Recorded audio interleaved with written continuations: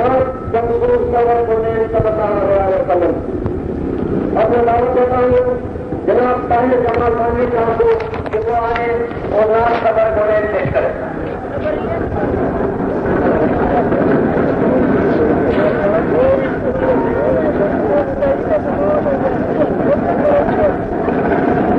اللهم صل على سيدنا مولانا محمد وعلى آل مولانا محمد.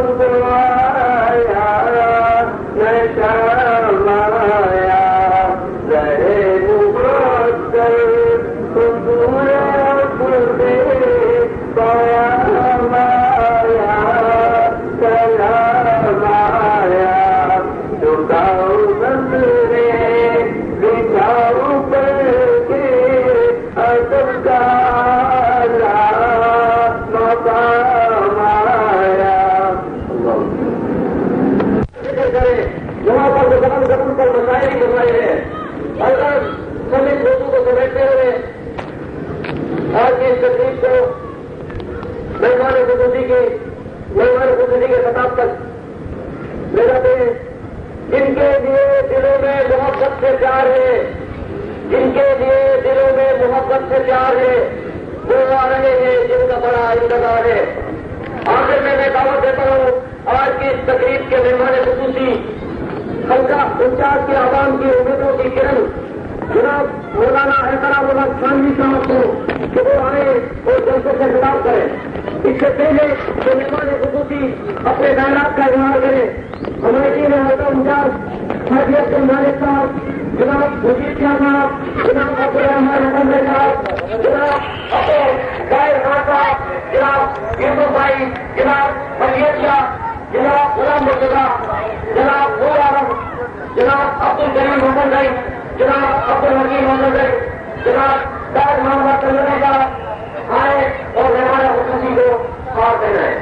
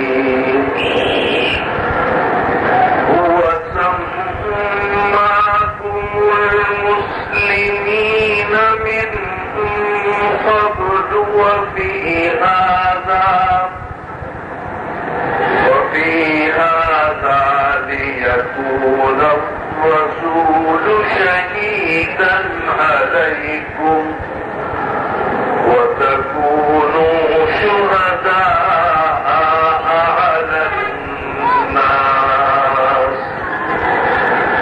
وأقيموا الصلاة وآتوا الزكاة واعتصموا بالله هو مولاكم فنعم المولى ونعم النصير صدق الله مولانا العظيم وصدق رسوله النبي الكريم.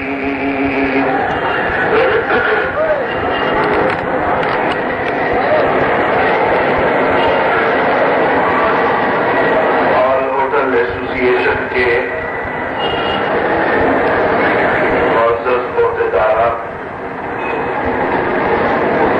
جناب حاجی عبدالمالک صاحب،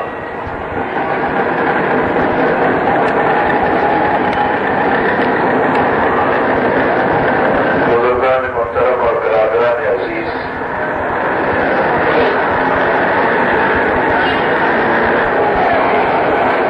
آج کا یہ جلسہ جس کو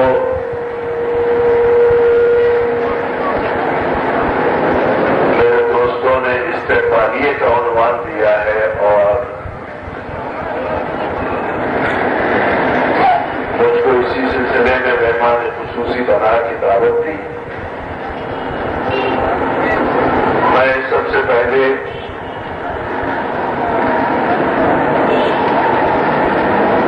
ان کا بھی شکر گزار ہوں کہ انہوں نے مجھے میری عزت افزائی کی اور ان سے زیادہ آپ کا شکر گزار ہوں کہ آپ بھی ان کی دعوت میں میرے لیے اتنی دیر آپ نے وقت نکالا اور مجھے یہ موقع دیا کہ میں آپ کی زیادہ سنوں اور اپنی کم سناؤں۔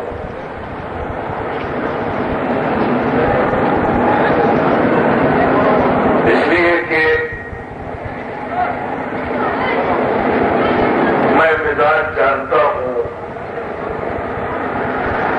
کہ لوگ اب جلسوں سے، لیڈروں کی تقریروں سے، بیانات سے اب اتنے بیدار ہیں کہ انہیں یہ پہلے سے اندازہ ہوتا ہے کہ بھئی کون آدمی کیا کہے گا۔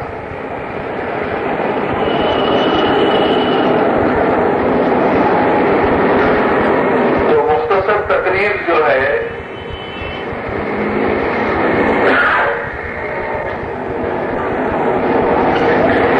تقریر وہی ہے جو ملا نصیر الدین نے کی۔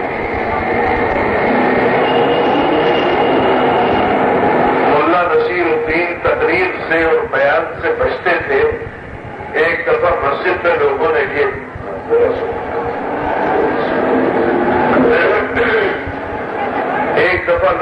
مسجد میں ان کو گھیر دیا کہ بھائی ملا جی آج تو تقریر سنے بغیر ہم جائیں گے نہیں۔ کہ جب ان کو زبردستی ممبر پہ بٹھا دیا تو اب وہ یہ سوچتے رہے کہ بھائی آ کے بیٹھ تو گیا ہوں، تقریر کیا کروں، آج تو پھنس گیا ہوں۔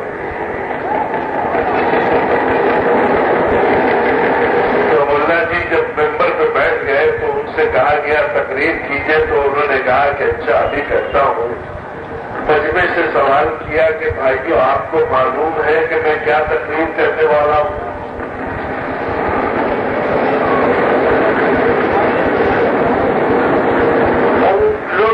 جواب دیا کہ نہیں ملا جی ہمیں نہیں معلوم آپ کیا تقریر کریں گے۔ تو ملا نصیر الدین جو تھے وہ غصے میں ممبر سے اتر گئے، کہا کہ تم اتنے نالائق لوگ ہو کہ تمہیں پتہ ہی نہیں، اندازہ ہی نہیں میں کیا تقریر کرنے والا ہوں، لہذا تمہارے سامنے میں تقریر نہیں کرتا۔ وہ آخر دعوانا الحمدللہ ہے۔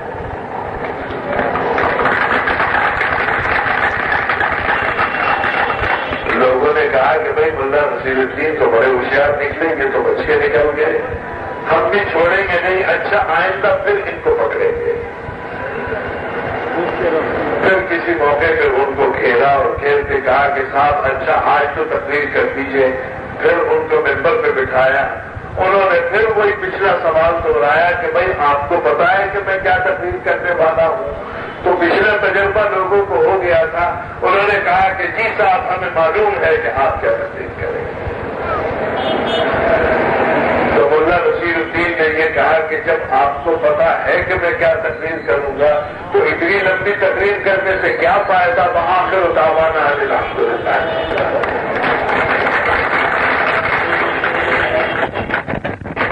لوگوں نے کہا کہ بھائی یہ تو بڑا مشکل ہو گیا، اس سے نمٹنا، اگر یہ کہو کہ بھائی ہاں اندازہ ہے تو بھی نہیں کرتے، جب کہو کہ نہیں اندازہ تو بھی نہیں کرتے۔ لوگوں نے پھر سوچ وچار کر کے سوچا کہ اچھا آپ کیا کریں، آئندہ پھر ان کو گھیرا اور جب انہوں نے ممبر پہ بیٹھ کے یہ سوال کیا کہ بھائی آپ کو معلوم ہے کہ میں کیا تقریر کروں گا، تو لوگ پہلے سے طے کر کے آئے تھے۔ آدھے لوگوں نے کہا کہ آپ کو پتا ہے، لیکن آدھے لوگوں نے کہا کہ ہمیں پتا نہیں ہے۔ ملا نصیر الدین نے یہ کہا اچھا بھائی جن کو پتا ہے وہ انہیں بتا دیں جنہیں پتا نہیں ہے، بآخر دعوانا الحمدللہ۔ میرا مطلب یہ ہے کہ آج کل سب کو اندازہ ہے کہ تقریر کون آدمی آئے گا تو کیا تقریر کرے گا، سرکاری آدمی آئے گا تو کیا تقریر ہوگی، اپوزیشن کا آئے گا تو کیا ہوگی۔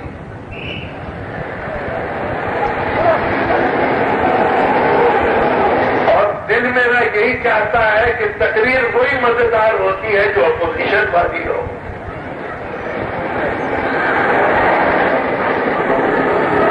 لیکن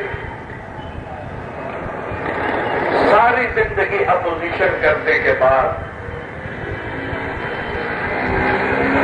یہ ایک موقع ایسا ہے کہ میں اس وقت آپ کے سامنے نہ اپوزیشن کی تقریر کروں گا اور نہ اپوزیشن کی حیثیت سے میں آیا ہوں، اور میں حکومت کی اس وقت جو ذمہ داری میرے پاس ہے اور جس کی وجہ سے اور یقیناً اس کے پیچھے یہ جذبہ بھی اس پٹیل پاڑے کے رہنے والوں کے اندر مجھے معلوم ہے، یہ جذبہ بعد میں ہے کہ یہ مشیر ہے وزیر اعلیٰ کے، یہ جذبہ استقبالیہ دینے میں پہلا ہے کہ یہ ایک عالی وزیر ہے۔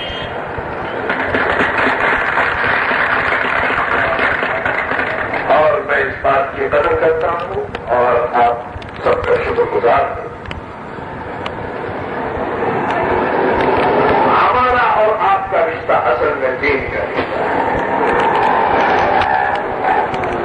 باقی سارے رشتے جو ہیں کمزور ہیں، باقی سارے رشتے جو ہیں وہ ناقابل اعتماد ہیں۔ میں کوئی لمبا چوڑا بات اور تقریر نہیں کروں گا کہ پھر میں نے عرض کیا کہ میں بھی مصروف ہوں اور آپ بھی بہت دیر سے منتظر ہیں۔ میں نے مسائل سنے، ابھی آپ کے سامنے یہاں کے مسائل بیان کیے گئے، معیاری نقطی پر جو منصوبہ بن رہا ہے اس سے متاثر ہونے والوں کے مسائل بیان کیے گئے، ٹرانسپورٹر کے مسائل بیان کیے گئے، سیوریج کے اور پانی کے مسائل ہیں، تعلیم کے مسائل ہیں، اور بھائی کراچی میں تو واقعی جینا تو مشکل تھا ہی، اب مرنا بھی مشکل ہے، اس لیے کہ ایک بھائی نے ہمارے یہ کہا کہ صاحب قبرستان بھی نہیں،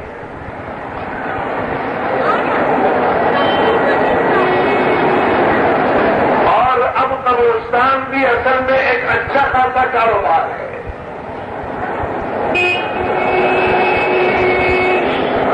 میں نے ایک بات سنی، میں تو یہ سمجھتا ہوں کہ وہ خدا کرے لطیفہ، لیکن مجھے کسی نے لطیفے کے طور پر نہیں سنایا، مجھے واقعے کے طور پر سنایا ہے۔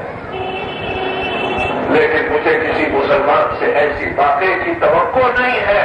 خدا کرے کہ یہ واقعہ اب بھی میں کہتا ہوں کہ غلط.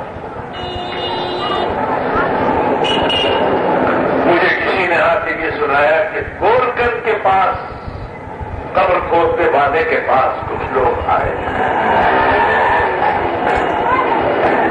انہوں نے کہا کہ بھائی لاؤ 25,000 30,000 روپے لاؤ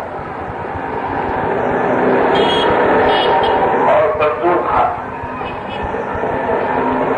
اس نے کہا بھائی کائے کے لیے یہ ہم سے پیسے مانگتے ہو؟ اس نے کہا کہ گورکن اب پہلے والا گورکن نہیں ہے. اب گورکن کا کام بھی ہماری وجہ سے چل رہا ہے. ہم بھیجتے ہیں لاشیں, تم یہاں دفن کرتے ہو, تو وہ جو آمدنی ہو رہی ہے اس آمدنی میں ہمارا کیا ہے؟ میں تو یہ سمجھتا ہوں کہ لوگ مبالغہ کرتے ہیں. ہو سکتا ہے کہ یہ بات غلط ہو, لیکن اس زمانے میں کوئی بعید نہیں ہے کہ جو بہت سی باتیں سننے میں آتی ہیں شاید یہ بھی ہو. تو حقیقت جو ہے مجھے کراچی کے اندر رہنے والوں کے مسائل, چاہے وہ پٹیل پاڑے کے ہوں, چاہے وہ کراچی کے کسی علاقے کے ہوں, میں سب سے پہلے تو یہ بات عرض کرنا چاہتا ہوں. آپ کے اس علاقے میں اسی جذبے سے آیا تھا کہ پہلی بات تو یہ بتا دوں کہ بھائی آپ مجھے عالم دین کی حیثیت سے آپ نے مجھے بلایا, مجھے اپنا خادم سمجھیے. اور حقیقت جو ہے وہ یہی ہے کہ جو مسائل آپ کے سامنے, جو آپ نے میرے سامنے رکھے ہیں, میں ان مسائل کے سلسلے میں اپنی حد تک امکان کوشش کروں گا کہ وہ تمام مسائل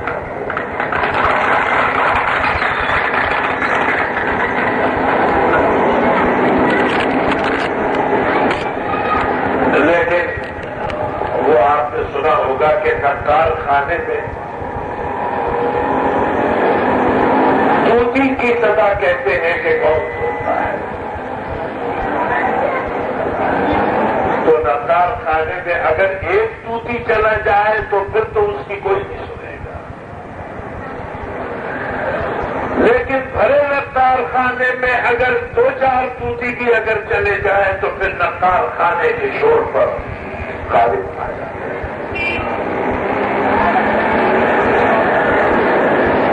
بھی نقال خانے کے شور میں اسی لیے گھس گیا کہ 2-4 کے ساتھ مل کے اگر بعض مسائل ایسے ہیں کہ ان پر اگر ہم اپنی آواز اٹھائیں گے, اپنے مسائل کو پیش کریں گے, امکان ہے اس بات کا کہ اس کو حل کرنے کی کوشش کی جائے.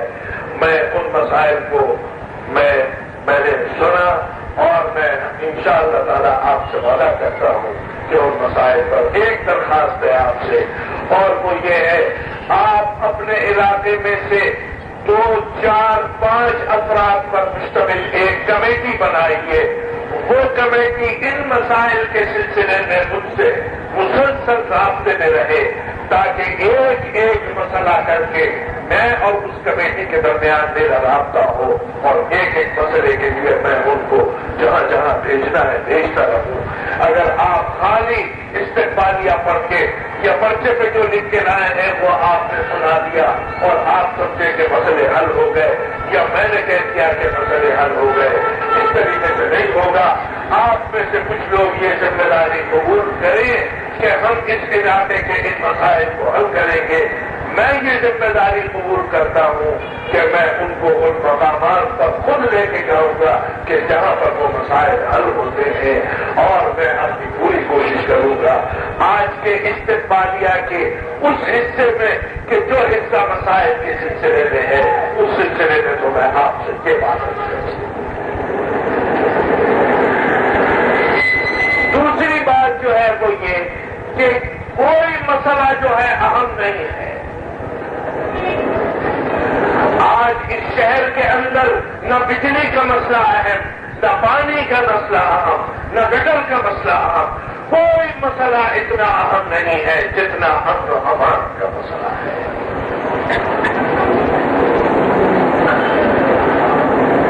اگر امن و امان نہیں ہوتا قائم تو یاد رکھیے کوئی کاروبار خواہ اس کی نوعیت کچھ بھی کیوں نہ ہو، ٹرانسپورٹ ہو، ہوٹل ہو، کپڑے کا کام ہو، لکڑی کا کام ہو، کسی قسم کا چھوٹا یا بڑا کام ہو، اگر امن و امان نہیں ہوتا ہے تو یاد رکھیے کہ اس شہر سے آہستہ آہستہ ہر شخص کا کاروبار تباہ و برباد ہو جائے گا۔ امن و امان کیوں قائم نہیں ہوتا؟ امن و امان اس لیے قائم نہیں ہوتا کہ یہاں پر ایک نفرت ایسی پیدا کر دی گئی کہ جس کے بنا پر ہر آدمی دوسرے کو شبہ کی نگاہ سے دیکھتا ہے۔ حاجی عبد المالک صاحب بیٹھے ہیں، یہ ہمارے لیے ہمارے بڑوں کی نشانی ہے۔ ہم نے وہ دور اس کراچی میں دیکھا ہے، اپنی جب آنکھیں کھولی اور ہوش سنبھالا ہے کہ یہاں پر ہر آدمی ایک دوسرے سے سگے بھائی سے زیادہ محبت کے ساتھ ملتا تھا، اور آج اگر اس ماحول کو کہیں پوچھے میں ہم ڈھونڈتے ہیں تو کہیں نہیں۔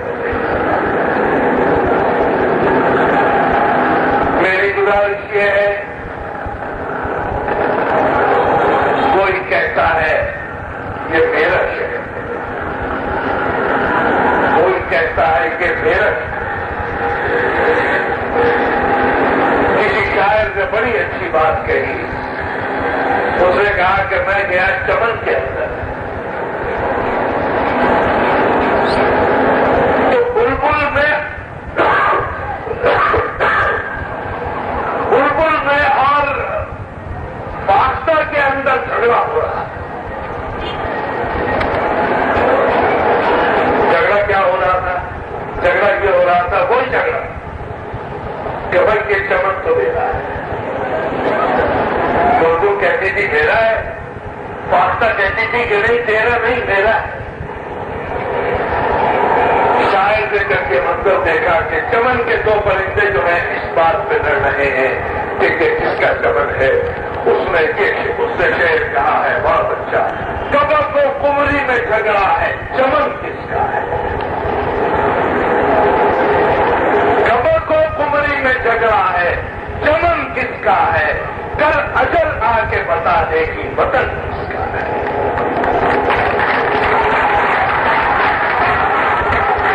کبر کو کمری میں جھگڑا ہے، چمن کس کا ہے؟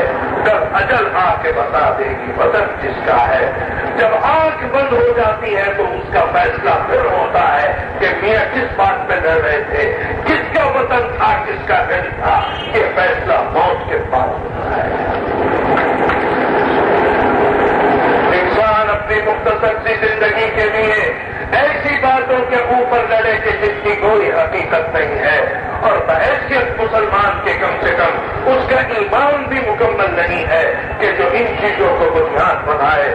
قرآن نے صاف کہہ دیا ہے، فضیلت کا معیار یہ نہیں ہے کہ تم کون سی زبان بولنے والے ہو، تم کون سے علاقے کے رہنے والے ہو، تم کون سی تہذیب کو اپنانے والے ہو۔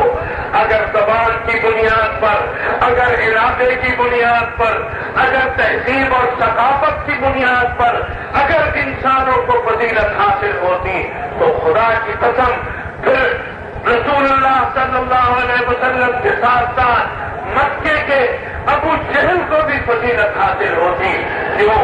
اس لیے کہ وہ بھی اسی قریش کا رہنے والا تھا، اس لیے کہ وہ بھی اسی مکے کا رہنے والا تھا، اس لیے کہ وہ بھی وہی عربی بولنے والا تھا جو سرکار دو عالم صلی اللہ علیہ وسلم۔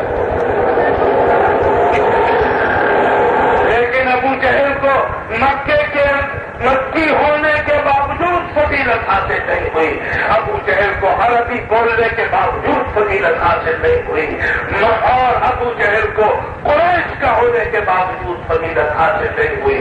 معلوم یہ ہوا اللہ کی نگاہ میں فضیلت کا معیار یہ نہیں ہے کہ تم کہاں کے ہو، تم کس زبان کے بولنے والے ہو، کس رنگ کے ہو، کس نسل کے ہو، کس قبیلے کے ہو، کس علاقے کے ہو۔ نہیں، فضیلت کا معیار یہ ہے، قرآن یہ کہتا ہے کہ تم اللہ سے کتنے ڈرنے والے ہو، زبان چاہے کوئی بھی بولو، اگر خوف خدا تمہارے دل میں ہے تو اللہ کی نگاہ میں تم سب سے اچھے ہو۔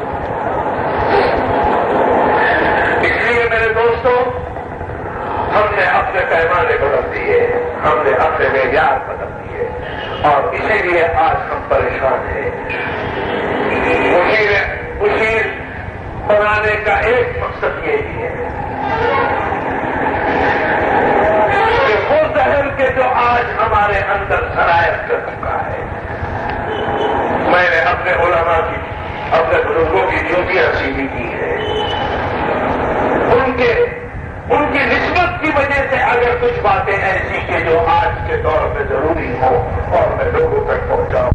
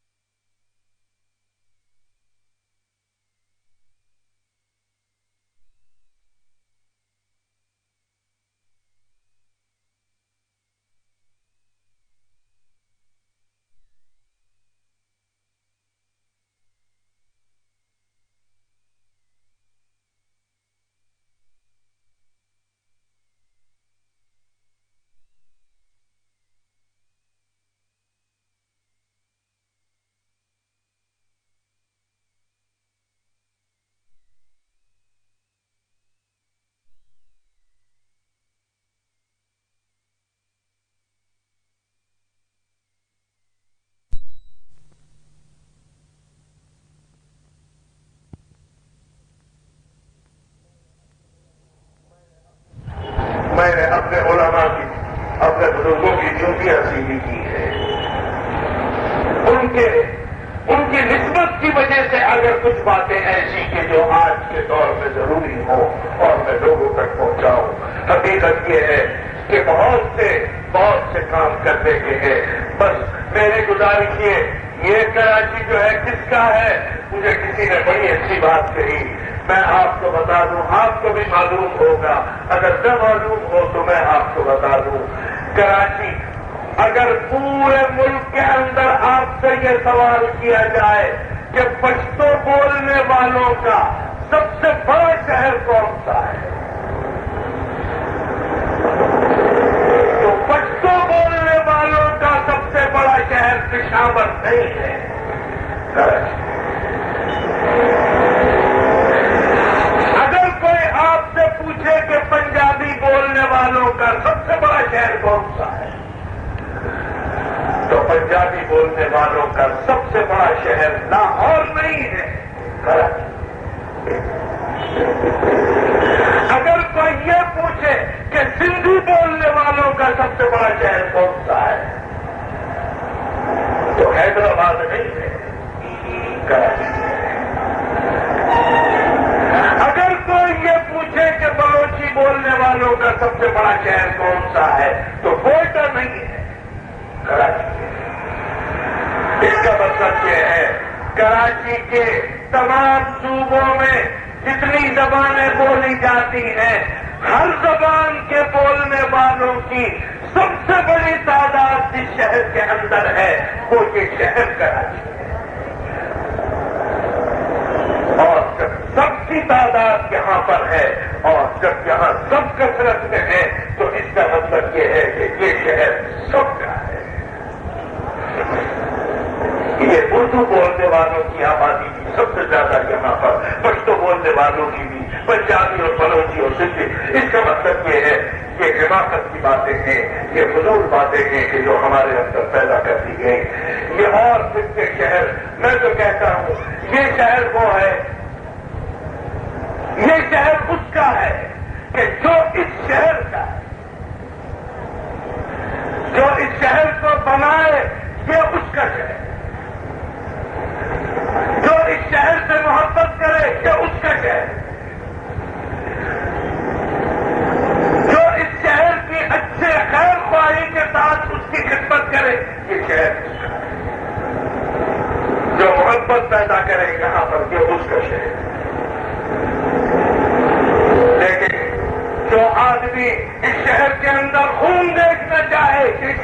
کا نہیں. جو آدمی اس شہر کے اندر نفرتوں کے بیچ ہوئے یہ شہر اس کا نہیں. یہ آدمی میں اب یہ کر رہا ہوں یہاں کا ماحول ایسا ہے کہ جیسے ایک کنبے کا اور برادری کا آپ اور ہم سب ایک کنبے کے اور ایک برادری کے ہیں. اور میرے دوستوں پاکستان بنانے کے اندر جس جذبے سے مل کے سب نے پاکستان بنایا تھا آج کی اسی جذبے سے میں نہیں کہتا میں نہ کسی پارٹی کے منشور کا ذکر کرتا ہوں نہ میں کسی اور لیکن ہاں آپ کسی پارٹی کے بھی ہوں میں آپ کے لیے میں اعلان کرتا ہوں کہ میں آپ کا ساتھ ہوں. اس لیے یہ مقصد نہیں ہے کہ ایک آدمی اگر کسی مقام پر پہنچے تو وہ کہے میرے جو ہم خیال لوگ ہیں وہ اپنے مسائل لے کے آئے. نہیں بلکہ میں اعلان کرتا ہوں اپنے دوستوں کے مسائل کو بعد میں دیکھوں گا. میں اپنے مخالفین کو دعوت دیتا ہوں پہلے وہ آئے مسائل دیکھیں پہلے ان کے مسائل دیکھیں گے دوستوں کے مسائل بعد میں کریں گے. اس لیے جن لوگوں کے اوپر ملکی اور قومی ذمہ داریاں آتی ہیں ان کو اگر اینک لگا کے دیکھیں دوستی کی اور دشمنی کی تو پھر وہ انصاف نہیں کر سکتے.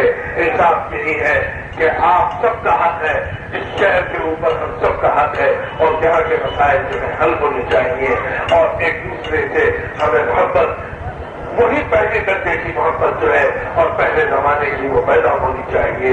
اب بھی کچھ پرانے لوگ موجود ہیں ان کو دیکھ کے سبق حاصل ہونا چاہیے اور آج ہم ہوشیار رہے اس بات سے ہمارے درمیان مختلف قسم کی نفرتیں اگر کوئی پیدا کرنے کی کوشش کرتا ہے. جہاں تک سیاسی اختلافات کا تعلق ہے پارٹیوں میں سیاسی اختلاف ہوتا ہے. آپ کو میری رائے سے اختلاف ہو ٹھیک ہے مجھے آپ کی رائے سے اختلاف ہے ٹھیک ہے مگر اس اختلاف کے باوجود بھی ہم آپس میں بھائی بھی ہیں ہم آپس میں مسلمان ہیں ہم آپس میں بہت سے رشتے ہیں اور میرا اور آپ کا ایک رشتہ اور بھی ہے. میں آپ کو بتا دوں میں جن بزرگ سے بیعت ہوں میں جن بزرگ سے بیعت ہوں ان کا نام ہے مولانا فقیر محمد صاحب. ان کا انتقال ہو گیا اور وہ پشتو اسپیکنگ بھی ایسے تھے کہ اگر وہ کوشش بھی کرتے تھے کہ وہ مجھ سے اردو میں بات کریں تو اردو میں بات نہیں کر سکتے تھے. جب میں کبھی حاضر ہوتا تھا ان کی خدمت میں تو وہ کہتے تھے کہ گلاس ہاتھ میں ہے کہ لوگ اردو پیو. مطلب یہ وہ اردو ایسی بولتے تھے کہ 75% اس میں پشتو اور اردو کے 2-4 ایسے ٹوٹے الفاظ بولتے تھے. اس کا مطلب یہ ہے مولانا فقیر محمد صاحب میرے شیخ میرے بزرگ میں ان سے بیعت ہوں. تو ایک رشتہ میرے اور آپ کے درمیان یہ ہو گیا کہ اب تمام پشتو بولنے والے جو ہیں یہ سب میرے پیر بھائی ہیں. میں ان کو اپنا بھائی ویسے بھی سمجھتا ہوں اور اس نسبت سے بھی میں یہ سمجھتا ہوں کہ میرا ان کے اوپر خصوصیات ہے. میں شکر گزار ہوں ان نوجوانوں کا کہ جنہوں نے مجھے یہاں آپ کی خدمت میں بلایا اور آنے کا ملاقات کا موقع دیا. باقی یہ کہ آدمی دور دور رہتا ہے تو غلط فہمیاں پیدا ہوتی ہیں. آپ سمجھتے ہوں گے کہ پتہ نہیں کون ہوں گے. میں بھی سمجھتا تھا بھائی پٹیل پاڑے کے لوگ ہیں پتہ نہیں کیسے ہوں گے. سب اللہ کی مخلوق ایک جیسی ہے اور سب ایک ہی ہیں. ہاں آپس میں جب رابطے کی کمی ہوتی ہے تو پھر ایک دوسرے کے بارے میں آپ نے آج مجھے بلایا میں آج آیا ہوں اور جب تک کہ جو مسائل پیش کیے گئے ہیں کم سے کم 1-2 حل نہیں ہوتے تو دوبارہ آپ کے پاس اسی وقت آؤں گا کہ جب 1-2 کوئی مسئلے حل ہو. اور انشاءاللہ تعالیٰ یہ علاقہ ویسے بھی مضبوط علاقہ ہے اور اس کے اندر ایک کشش یہ بھی ہے کہ یہاں پر دائیں طرف بھی کھانے پینے کا انتظام ہے، بائیں طرف بھی کھانے پینے کا انتظام ہے۔ یہ پوری روڈ ایسی ہے کہ جہاں چاہو اتر کے ٹھنڈا کھاؤ، گرم کھاؤ، چائے بہترین یہاں پیو۔ تو ایسے علاقے میں کون آدمی ایسا ہوگا کہ جو اس علاقے سے دور بھاگے؟ میں آپ کا شکر گزار ہوں کہ آپ نے تعارف کرا دیا۔ چلیے کچھ خدمت کے لیے اور کچھ اپنا شوق اور شوق پورا کرنے کے لیے بھی میں چاہتا ہوں کہ آپ لوگوں سے ملاقات کا سلسلہ جاری رہے، اور انشاءاللہ میں جاری رکھوں گا۔ مسائل کے سلسلے میں میں نے آپ سے عرض کر دیا، یہ لوگ کمیٹی بنائیں، کمیٹی بنا کے مجھ سے رابطہ کریں، اور انشاءاللہ تعالیٰ تمام مسائل کو ایک ایک کر کے میں حل کرنے کی پوری کوشش کروں گا۔ آپ لوگوں نے اتنا وقت دیا اور انتظار کیا، اور جن حضرات سے بھائیوں نے باہر کھڑے ہو کے میری گزارشات کو سنا، میں ان سب کا شکر گزار ہوں۔ وہ آخر دعوانا میں اپنے معزز مہمان کا اپنے جانب سے اور اہلیہ نے بڑے بھائی جانب سے شکریہ ادا کرتا ہوں۔ اب میں دعا کے لیے درخواست دیتا ہوں جناب غلام مرتضیٰ صاحب کو وہ آئے اور دعا کریں۔